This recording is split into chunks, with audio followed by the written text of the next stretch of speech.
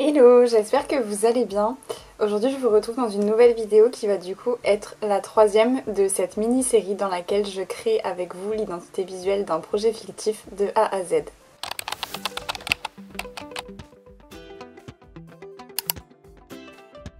Donc dans les vidéos précédentes, on a déjà abordé tout ce qui était le côté stratégique, la définition de l'identité de l'entreprise et toute la recherche d'inspiration qui s'ensuit, et aussi la partie de recherche des typographies. Et donc dans la vidéo d'aujourd'hui, on va passer à la partie de recherche de la palette de couleurs qui va correspondre à l'image qu'on va vouloir renvoyer de cette entreprise fictive. Donc pour rappel, le projet fictif sur lequel je travaille, c'est un projet de création d'espaces de coworking pour les créatifs, un espace plus flexible et plus libre, qui soit plus adapté aux besoins assez spécifiques qu'ont parfois les créatifs et qui serait du coup implanté au Pays Basque. Si tu as envie d'en savoir un peu plus sur le projet et ce que j'ai imaginé, n'hésite pas à aller voir la première vidéo qui est sortie dans laquelle je parle un peu plus du projet que j'ai imaginé. Donc dans la vidéo d'aujourd'hui, je vais vous partager les sites et les ressources que j'ai l'habitude d'utiliser pour chercher de l'inspiration et constituer une palette de couleurs. Et je vais vous amener avec moi dans le processus de réflexion et dans les choix que je vais faire pour constituer la palette de couleurs de ce projet-là. Avant de commencer, si on ne se connaît pas encore, moi c'est Amélie, je suis graphiste indépendante au Pays Basque depuis 3 ans et j'ai créé en 2020 l'agence Ilargia. J'ai créé cette chaîne en juin 2023 pour pouvoir y parler de graphisme, d'identité visuelle et même d'entrepreneuriat de manière plus générale. Allez, cette fois c'est parti, on va pouvoir continuer de créer cette identité visuelle. Bon, petite contrariété, sans faire exprès, j'ai supprimé mon enregistrement d'écran du premier tournage que j'avais fait, donc je suis obligée de recommencer 10 jours plus tard, d'où le fait qu'aujourd'hui je porte un pull et je ne suis plus en t-shirt. Donc c'est pas grave, je vais recommencer. Du coup, en premier temps, ce que je fais, c'est que je retourne sur Illustrator, donc là où j'ai fait mon premier moodboard qui vient du coup de la première vidéo. Et la première sélection des typographies que j'ai fait dans la seconde vidéo. Et du coup maintenant on va partir sur les palettes de couleurs. Pour ça je vais encore une fois utiliser différents outils, ça dépend aussi un petit peu des fois. En gros les outils que j'utilise le plus ça va être Colors, Adobe Color, Pinterest, Behance, Dribble, je sais pas trop comment on dit. Mais voilà, en général c'est ces sites là que j'utilise pour partir à la recherche des couleurs que je vais avoir envie d'utiliser sur mon projet. Sachant que donc il y a toujours cette dimension stratégique de quelle couleur je vais utiliser pour faire passer le message approprié par rapport à mon entreprise et à ce que j'ai envie qu'elle dégage comme image. Donc voilà, donc dans un premier temps aujourd'hui là on va aller faire un petit tour sur Pinterest, taper Color Palette tout simplement. Et un peu comme ce que j'ai fait pour la recherche de typo sur Envato. En gros ce que je fais c'est que d'abord je vais cliquer sur une première palette qui me plaît, qui me parle.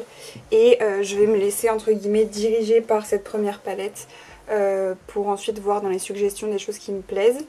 Et je vais à nouveau enregistrer toutes les choses que je vais trouver intéressantes.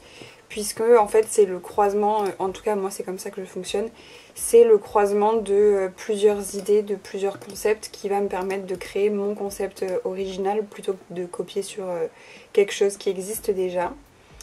Donc voilà, là je vais vraiment me promener, voir des choses qui me parlent, à savoir que cette identité visuelle là, elle est un petit peu comme ça là, c'est-à-dire qu'il y aura principalement du noir et du blanc, et que toutes les autres couleurs qui vont venir en complément vont être des couleurs secondaires. J'aime beaucoup ça. Et donc sachant aussi qu'il faut bien garder en tête la symbolique des couleurs. Mais comme je le disais, moi principalement je vais utiliser des couleurs un peu comme celle-ci, donc du gris foncé et du blanc, pas blanc cassé mais quand même blanc pas purement blanc. Et toutes les autres couleurs ça va simplement être des couleurs d'accent. Donc je trouve que dans ce cas là la symbolique des couleurs a un petit peu moins de, pas de sens, mais on peut se permettre plus de liberté avec les couleurs alors que d'habitude effectivement elles sont réellement choisies par rapport à la symbolique qu'on a envie de renvoyer. Mais ici la symbolique plus générale ça va être en fait que le côté coloré, différent, variété, c'est ça en fait qui va se dégager de mon projet vu que je vais avoir vraiment plein de touches de couleurs différentes.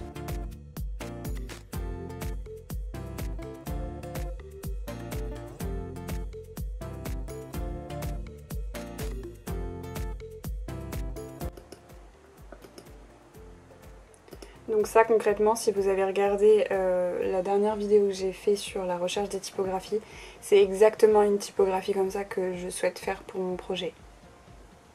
J'aime aussi beaucoup ça, mais je pense pas trop que la clique. Bon, à voir, ça pourrait être intéressant. Je crois que j'en ai une un peu dans ce style-là, ouais, celle-ci.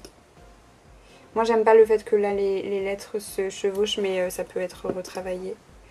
Donc ça pourrait aussi être une piste, éventuellement. Ok, je pense que j'ai fini mon petit tour sur Pinterest pour le moment. Ce que je vais faire du coup, c'est que ces téléchargements-là, je vais en faire un dossier.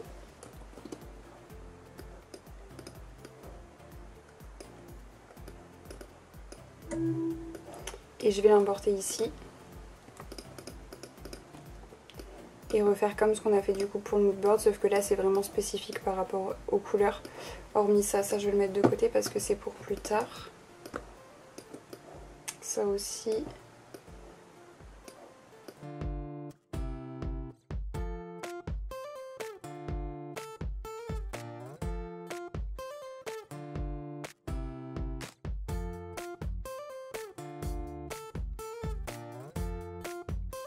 J'ai honnêtement l'impression de ne pas avoir grand chose.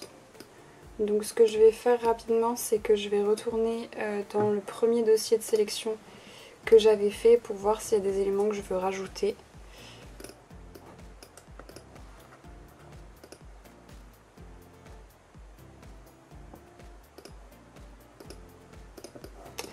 Voilà, je me rajoute quelques éléments complémentaires. Hop. Ok. Ensuite, pour faire mes essais de palette de couleurs, je vais tracer des rectangles et en dupliquer pour en avoir probablement 6.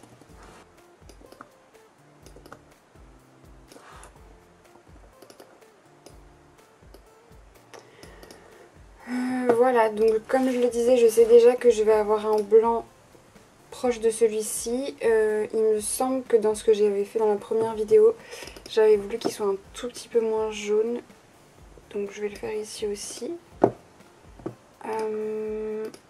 Ensuite, je sais aussi que de l'autre côté, à l'extrémité, j'aurai un presque noir, un peu gris. Hop. Et ensuite, du coup, ça va être les couleurs d'accent qui vont être positionnées par-dessus mon noir et mon blanc beige, entre guillemets. J'avais du coup aussi déjà constitué un premier essai, mais qui n'est absolument... Enfin, je suis pas obligée de partir dans cette direction-là, c'était juste un premier jet de palette de couleurs. J'aime beaucoup le rose, donc je vais le remettre, et le orange aussi.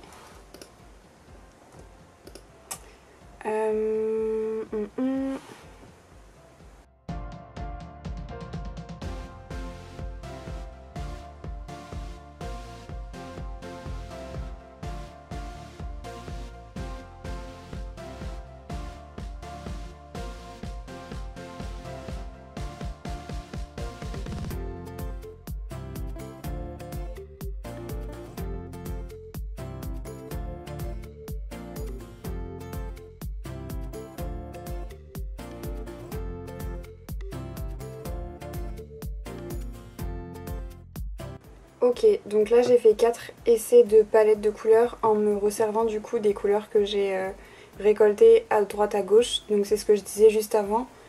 Pour moi le but c'est absolument pas de copier un concept qui existe déjà. Du coup ce que j'essaye plutôt de faire c'est de choisir des couleurs à partir des choses que j'ai trouvées et ensuite de voir comment je peux les retravailler et créer des palettes différentes de ce que j'ai collecté pour avoir un rendu qui va être plus personnalisé et qui correspondra exactement à ce que j'ai envie de créer. Donc là je vais retoucher un petit peu mes couleurs pour que entre elles elles soient à peu près égales.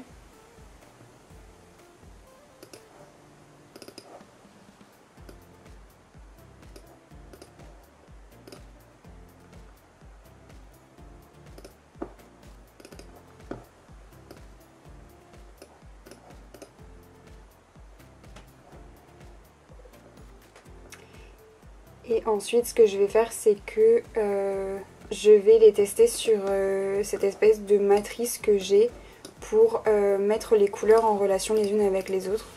Donc en fait c'est tout simplement des copier-coller de mes couleurs pour les positionner les unes à côté des autres et voir comment elles rendent quand elles sont en contact les unes avec les autres.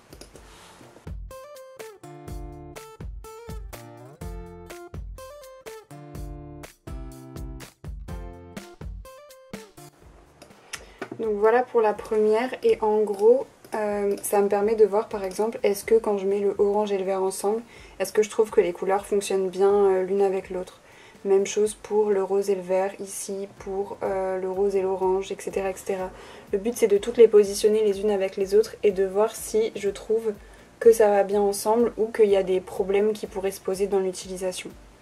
Notamment quand on a des couleurs assez proches, des problèmes de contraste. Donc je vais tester toutes mes palettes de cette manière-là.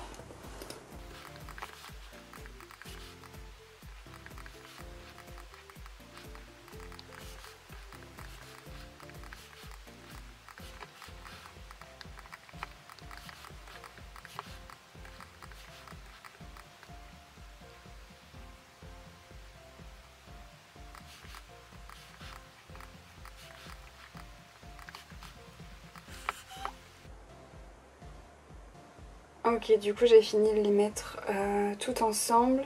En fait je suis partagée parce que j'aime beaucoup cette couleur là.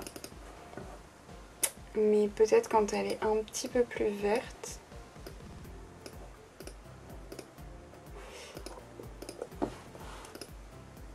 Et par contre j'ai un gros doute sur celle-ci, je suis pas très fan.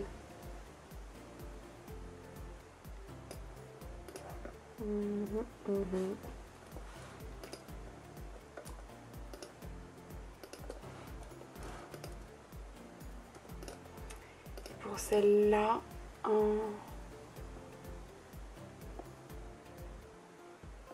ok, pour le moment je vais la laisser comme ça. Donc ça me laisse 4 palettes de couleurs différentes qui renvoient toutes une image qui est légèrement différente, même s'il y a des couleurs similaires entre chacune d'elles. À première vue, même si je l'aime beaucoup, je pense pas que j'utiliserai celle-ci. Parce que le vert manque un peu de dynamisme par rapport à ce que j'ai envie de faire. Par exemple ce vert par rapport à celui-là, parce que pour moi cette couleur là est verte. Et à celle-ci, je trouve que ce combo là est beaucoup plus dynamique. L'utilisation de cette couleur et de cette couleur aussi. Donc à première vue je dirais peut-être celle-ci. Probablement pas celle-là parce qu'en plus ça ressemble énormément à quelque chose que j'ai fait pour un autre projet, donc ça me dérange un peu. Et ça je me pose la question. Donc ce que je vais faire c'est qu'éventuellement tout ça je vais le grouper et le masquer. Comme ça si j'en ai besoin je l'ai encore. Mais je pense que les deux palettes de couleurs que je vais retenir pour le moment ça va être celle-ci et celle-ci. Je pourrais faire des tests dessus pour la suite et voir ce que ça donne. Et après j'ai aucune obligation en soi, là c'est les premiers tests qui me viennent là aujourd'hui, mais après quand je passerai à la partie de création du logo, rien ne m'empêche d'utiliser au final d'autres couleurs ou de remodifier les réglages de celle-ci pour avoir des teintes légèrement différentes. Donc pour le travail de palette de couleurs d'aujourd'hui ça va être tout, et je me laisse quand même la possibilité si besoin derrière de refaire quelques modifications. Voilà pour la troisième vidéo de cette mini-série sur la création d'une identité visuelle pour un projet fictif de A à Z. J'espère que découvrir l'envers du décor d'une conception d'identité visuelle vous plaît, et si c'est le cas, n'hésitez pas à laisser un pouce sous la vidéo ou à mettre un commentaire. Je vous donne rendez-vous la semaine prochaine pour la quatrième vidéo de cette mini-série où on va du coup cette fois s'attaquer à la création pure et dure du logo de cette entreprise fictive et s'attaquer également aux déclinaisons qui seront créées. Pensez à vous abonner à la chaîne pour ne pas louper les prochaines vidéos qui sortiront. Je vous remercie d'avoir regardé cette vidéo jusqu'au bout, je vous souhaite une très belle journée et je vous dis à très bientôt. Ciao!